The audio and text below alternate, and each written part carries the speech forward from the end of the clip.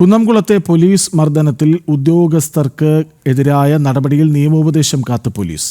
കുറ്റക്കാർക്കെതിരെ കർശനമായ നടപടി സ്വീകരിക്കണമെന്ന നിലപാടിലാണ് DGP.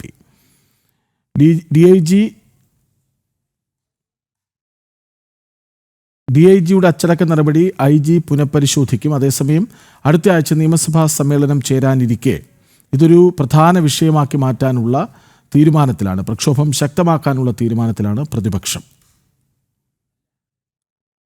രാഹുൽ മാങ്കൂട്ടത്തിൽ വിഷയത്തിലെ നാണക്കേടിൽ നിന്ന് ശ്രദ്ധ തിരിക്കാനാണ് UDFന്റെയും കോൺഗ്രസിന്റെയും ഒക്കെ തീരുമാനം. വിവരങ്ങളുമായി വീണ്ടും പ്രജിത് മോഹനൻ ഒപ്പം ചേരുന്നു. പ്രജിത്ത്, ഇതിപ്പോൾ വീണ് കിട്ടിയ ഒരു അവസരമായി കൂടി UDF കാണുന്നുണ്ട്.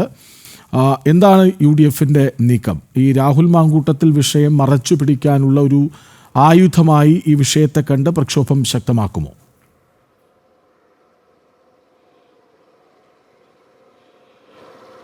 കൃഷ്ണരാജ്, രാഹുൽ മാങ്കൂട്ടത്തിൽ ഉണ്ടാക്കിയത് വലിയൊരു നാണക്കേടാണ്. പ്രത്യേകിച്ച് വലിയ ഒരു സർക്കാരിനെതിരെ വലിയ പ്രതിഷേധവുമായിട്ടൊക്കെ രംഗത്ത് പോയി സർക്കാരിനെതിരെ വലിയ ആരോപണങ്ങളൊക്കെ ഉയർത്തി നിയമസഭാ സമ്മേളനത്തിന് കടക്കും മുമ്പ് തന്നെ സർക്കാരിനെ വലിയ പ്രതിരോധത്തിലൊക്കെ ആക്കാൻ ഉറച്ചു നിന്ന UDFന് തലയ്ക്ക് കേട്ട പ്രഹരം പോലെയായിരുന്നു രാഹുൽ മാങ്കൂട്ടത്തിലുമായി ബന്ധപ്പെട്ട വിവാദങ്ങൾ പുറത്തു വന്നത്.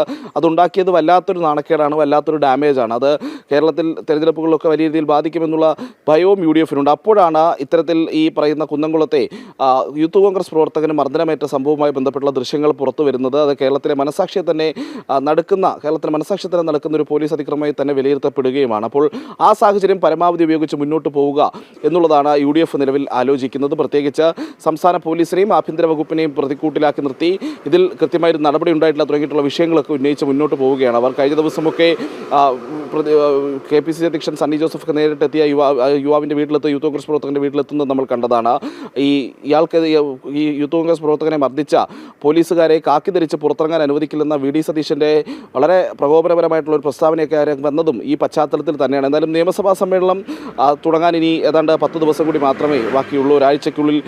ഒരാഴ്ച കൂടി കഴിയുമ്പോഴത്തേക്കും നിയമസഭാ സമ്മേളനത്തിൻ്റെ പ്രാഥമിക നടപടികൾ ആരംഭിക്കുകയും 15-ാം തീയതി നിയമസഭാ സമ്മേളനം തുടങ്ങുകയും ചെയ്യും. അപ്പോൾ ഈ വിഷയം പരമാവധി ഉയർത്തി നിർത്തി പോലീസിൻ്റെ ക്രൂരതകൾ ഓർമ്മിപ്പിച്ചുകൊണ്ട് വലിയ പ്രക്ഷോഭങ്ങൾ സംഘടിപ്പിക്കുകയും പ്രത്യേകിച്ച് സെപ്റ്റംബർ 10-ന് ഈ പറയുന്ന രീതിയിൽ പോലീസ് സ്റ്റേഷനുകൾക്ക് മുന്നിൽ ഒരു ജനകീയ പ്രതിഷേധമൊക്കെ സംഘടിപ്പിക്കാൻ UDF തീരുമാനിച്ചിട്ടുണ്ട്. അപ്പോൾ അത്തരമൊരു പ്രതിഷേധത്തിലൂടെ മുന്നോട്ട് പോകുന്നു. പിന്നീട് നിയമസഭയിലും ഈ വിഷയം വലിയ രീതിയിൽ ഉയർത്തിപ്പിടിക്കുക എന്നുള്ളത് തന്നെയാണ് UDF ലക്ഷ്യമിടുന്നത്. അതുവഴി ഈ രാഹുൽ മാങ്കൂട്ടത്തുമായി ബന്ധപ്പെട്ട ചർച്ചകൾക്ക് അതിനൊരു രണ്ടാം നിരയിലേക്ക് ആ വിവാദം പോകട്ടെ എന്നുള്ളത് തന്നെയാണ് UDFന്റെ കണക്കുകൂട്ടലുകൾ. എന്തായാലും ഈ പോലീസ് എന്താണ് ഇക്കാര്യത്തിൽ ചെയ്യാൻ പോകുന്നത് എന്നുള്ളത് വലിയ കാര്യം തന്നെയാണ്. പ്രത്യേകിച്ച് 2 ദിവസം മുമ്പാണ് ഈ സംഭവവുമായി ബന്ധപ്പെട്ട DGP നിയമോപദേശം തേടിയത് സംബന്ധിച്ച വാർത്തകളൊക്കെ പുറത്തു വന്നിരുന്നു. പ്രത്യേകിച്ച് DIGയുടെ നടപടികളാണ് അത്ര